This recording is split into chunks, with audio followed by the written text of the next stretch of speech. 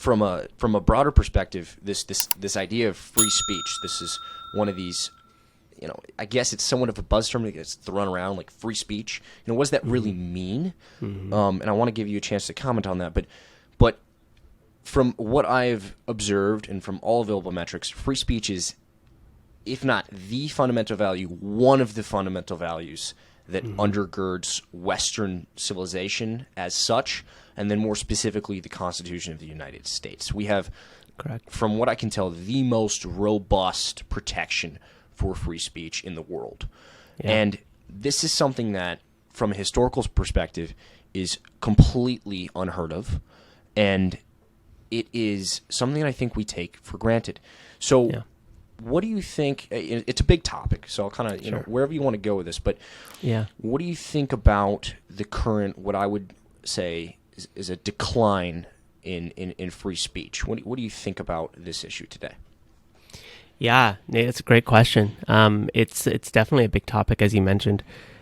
To me, it's got the roots go back to ancient Greek philosophy, right? So you had these two real theories at the time that Plato and Socrates were very concerned with.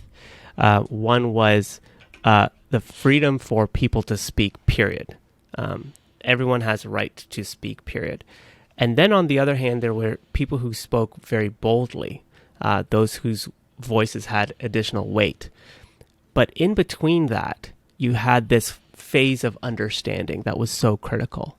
And so while Plato and Socrates, Plato more so, he wasn't too big a fan of everyone having a voice and those with very strong voices speaking boldly. For Plato, as I understand it, he was more concerned about that interplay between understanding leading to rational thought. Logos is a big theory in Greek philosophy that says when you speak and your voice commands public policy direction, it's because you've gone through that understanding phase, and now you're in a position to speak, quote unquote, logos, like this, authority. You're now the wise elder, and you can speak based on your experiences or your understanding.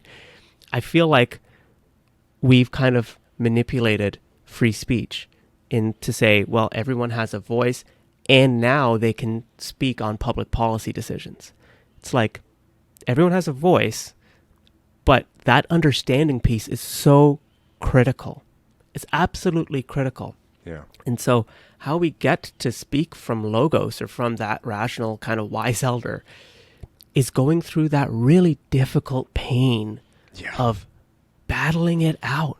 Like, really, let's get into this, let's really battle this out because we want to get to logos. We want to be that wise elder, but we can't circumvent that really important phase. And I feel like that's what's happening today. It's like too many voices reaching logos before they have gone through the steps necessary to tease that out. And I see this constantly when we see, leaders of state governments talking, and you just wonder sometimes, did you really think this through? And, but we see this everywhere. And that's my big concern with the public square. It's that more voices jumping the gun, going to the, they've raised money, they became some big person online, and now they're speaking with authority. It's like, just because people like your content or like what you're saying doesn't necessarily mean that you've gone through that phase. Mm-hmm.